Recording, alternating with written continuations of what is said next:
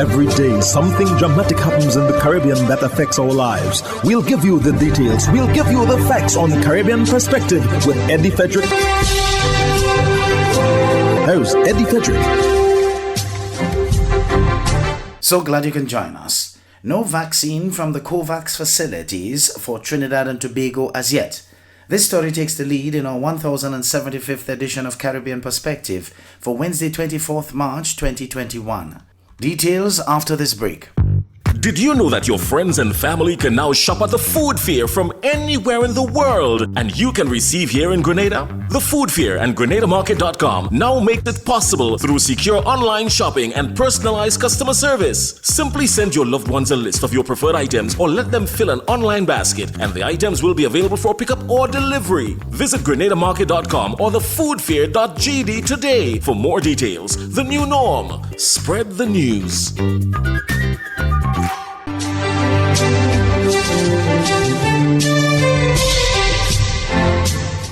Welcome back. The date Trinidad and Tobago's Prime Minister said the COVAX facility had indicated that the Republic should receive its first tranche of vaccines was March 22nd. However, that day has come and passed, and officials of the Ministry of Health say they're working with month end as the timeline. In the meantime, the ministry is keeping a close eye on daily COVID cases as the numbers continue to climb. Renessa Cutting of TV6 News has more. 1 year into the pandemic, this country is now on the cusp of what is shaping up to be a possible third wave of the virus. What we are seeing is a rolling average of 10.28 over the last 7 days. 70 cases over the last epidemiological week compared to 37 the week before. Represents an 89% increase over that period. 34 cases accrued over the weekend alone. This development comes even as officials still do not know when we will receive COVID vaccines. The Honorable Minister would have said end of March, thereabouts, is our timeline. We haven't received anything stating otherwise as yet, so we hold to that sort of time frame. So let us hope in the coming weeks we shall hear an actual date that we'll be receiving our first tranche out of the COVAX vaccine. In the meantime, government continues to pursue bilateral arrangements. There was a non-disclosure agreement signed with both Sinopharm and Pfizer.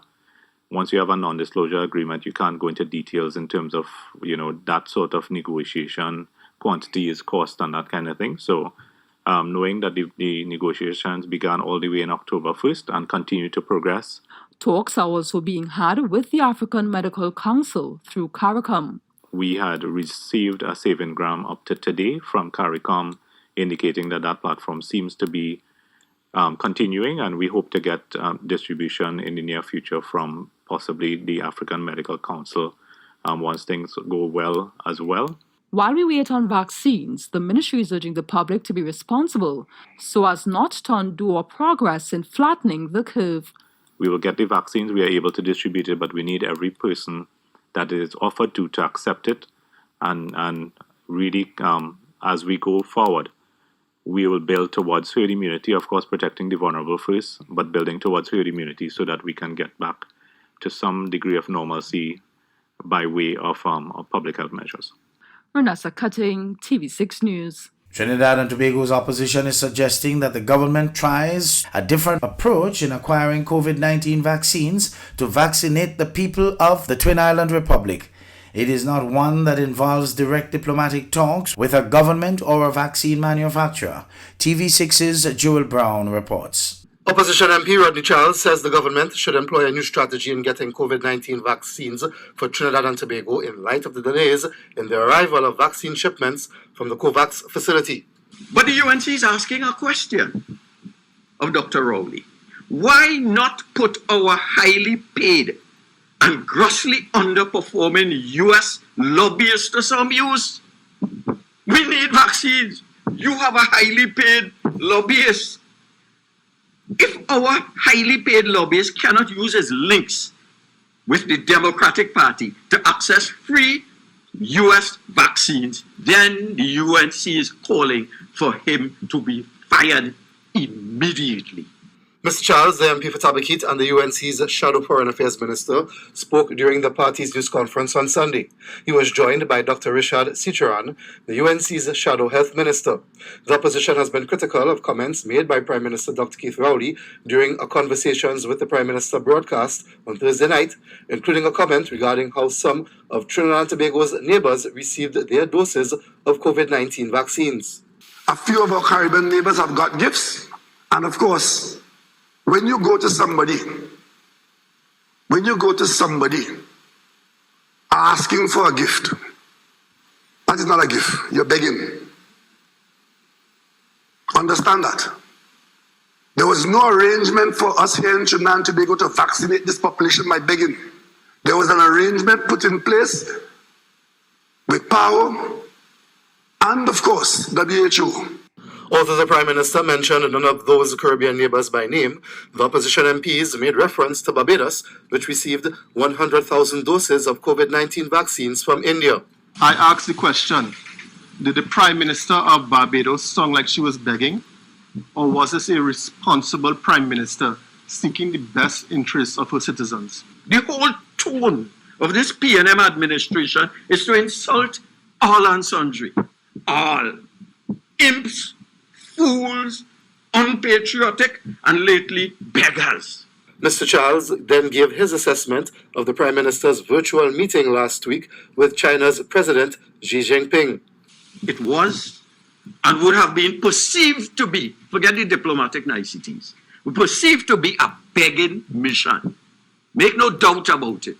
We were on a begging mission to the Chinese government to belatedly get Chinese vaccines whenever approved by the WHO.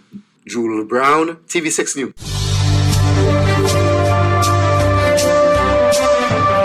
You're listening to Caribbean Perspective with Eddie Frederick.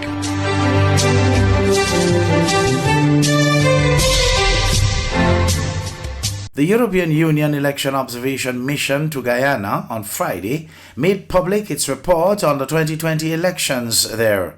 The report features the mission's findings as well as recommendations to strengthen the country's electoral system. HGP's Wendell Badri has some details. While March 20th marks 1 year since the Election Observation Mission of the European Union was repatriated as a result of the COVID-19 pandemic, the chief observer, Urmas Pat, along with his team, have returned to Guyana, where they met with the President, Irfan Ali, the leader of the opposition, Joseph Harmon, Speaker of the National Assembly, Mansour Nadir, the Attorney General, Anil Nandlal, and members of the media to present his team's report. The reasons why the EU Election Observation Mission has now returned to Guyana is to draw attention to our recommendations, present and discuss them with election stakeholders, and also help to kickstart election reforms. Pat spoke of 26 recommendations that are being proffered in the report, which is available online via the European Union's Delegation to Ghana Facebook page, as well as its website, www.eeas.europa.eu. Of the 26 recommendations, there are 8 which are highlighted as priority. Pat mentioned a few of those priority recommendations in his presentation. Develop effective legislation to regulate political finance, foster transparency and accountability in online and offline campaigning, transform the state-owned media into a genuine public service broadcaster, adopt clear written procedures for transmission and tabulation of election results. The chief observer also highlighted in the report that unfair and biased media coverage of contesting parties, as well as unregulated campaign financing, pose barriers to a smooth process throughout the election cycle. The EU observer revealed that a stakeholders' roundtable discussion is scheduled for next Monday, where political parties, members of the Election Commission, the Office of the President, among other stakeholders, have been invited to attend. That meeting will be centered around electoral reform, as well as implementation methods, among other such issues. In a summation of the team's findings of the 2020 elections in Guyana, the mission stated in its report that, and I quote, legal uncertainty, unregulated political finance, biased state media, and lack of transparency in the administration of elections characterized the pre-election context. But overall, the elections were competitive and contestants could campaign freely. End quote. The mission further stated, and I quote again, "The integrity of the entire electoral process was seriously compromised by the non-transparent and non-credible tabulation of results in the largest and decisive Region 4 by senior Ghana Elections Commission officials, acting in blatant violation of the law and High Court orders." End quote. This newscast posed the question to the chief observer of possible fraud perpetuated at the 2020 polls, to which he responded by saying that is for the court to decide. But you said lack of transparency, so could we say that yes, that is leading to fraud? Of course, if there is lack of transparency, the risk for misuse, whatever options some people may have, has been increased, indeed, yes. Wendell Badgery, HGP Nightly News. Last weekend seemed to have been a violent one for St. Lucians. Gina Felipe of HTS News Force reports. It was a particularly strenuous weekend for the fire service, as well as a tragic and traumatizing weekend for the country, with 5 of the recorded calls being separate shooting incidents island-wide and 5 calls relating to physical assault. A Sunday plagued by gun violence and physical attacks put a further strain on already stretched resources and manpower of the St. Lucia Fire Service. Apart from responding to COVID-19 calls, fire officers had their hands full treating a number of gunshot wounds. Firefighters helped administer care to a male victim in Tuapito Castries who later succumbed to his injuries. The responding officers found one male lying on his back on the ground. An assessment revealed penetrating wounds to his body. The patient's wounds were dressed and bandaged, and he was transported to the OKEU hospital, where he was handed over to medical personnel in a critical condition.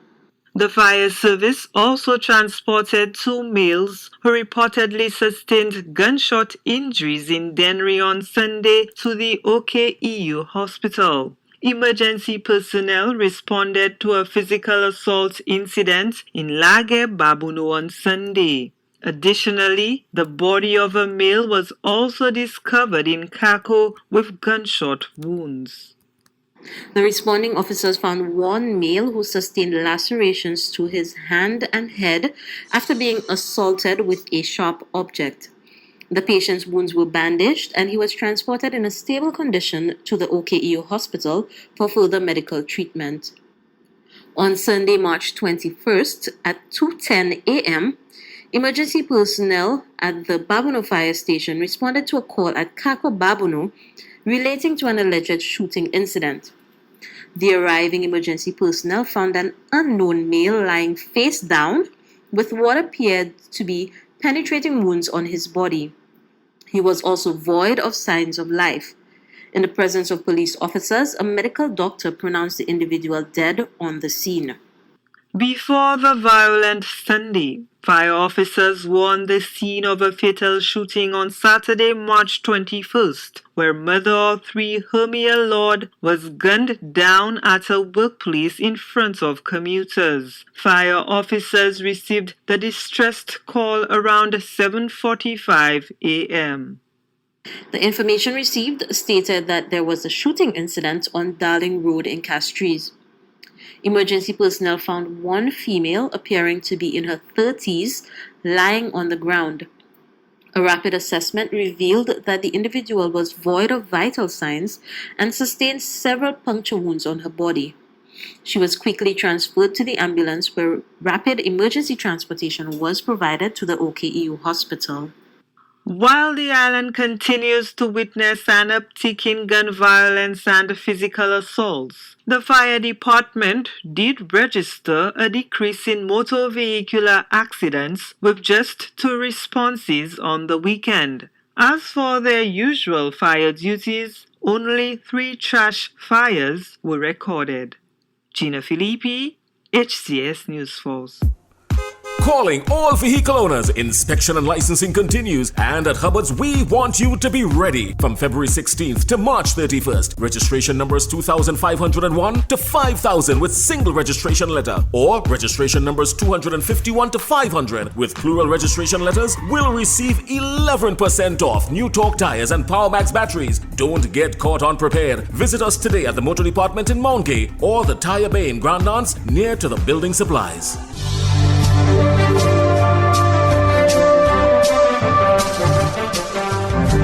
I am Eddie Frederick. This has been Caribbean Perspective, a whole new approach to highlighting developments in the Caribbean.